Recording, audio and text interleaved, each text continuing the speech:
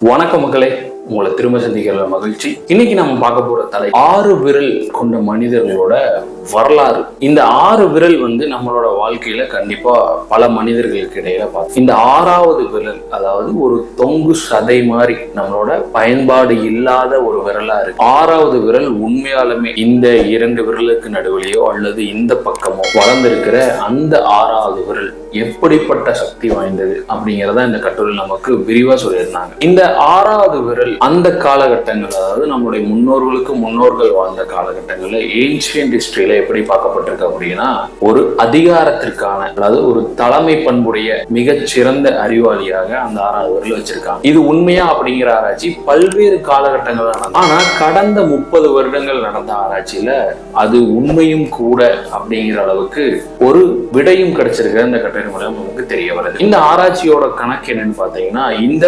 பயன்படக்கூடிய 6வது விரல் 700 பேர் அல்லது 1000ல் ஒருவர் மட்டும்தான் இந்த உலகத்துல பிறக்கிறாங்க. தோராயமா இதுவரைக்கும் இருக்கிற மக்கள்கள்ல 0.9% பேர் இந்த பயன்படக்கூடிய 6வது விரலோட பிறகு. இந்த 6வது விரல் எப்படிப்பட்ட செயல்பாடுகளுக்கு உட்படுத்தப்படுது அப்படிங்கிறதா இந்த கட்டுரையிலிருந்து நமக்கு ஆச்சரியப்படுத்துற வகையில கிடைச்ச விடை. இந்த 6வது விரலுக்கு நம்மளோட மூளை ஒரு தனி நரம்பியல் நிபுணத்துவம் கொண்ட ஒரு துறையே உருவாகும். அதாவது அந்த 6வது விரலுக்கு மட்டும் தனியாக நம்மளோட மூளையிலிருந்து ஒரு கட்டளை பிறப்பிக்கக்கூடிய தன்மையை நம்மளோட மூளை உருவாக்குது. இதனால இந்த 6 விரல் கொண்ட மனிதர்களோட செயல்பாடு நம்மளை விட 1.6% மிக வேகமா இருக்கணும்னு இந்த கட்டுரை மூலம் நமக்கு தெரிய வருது.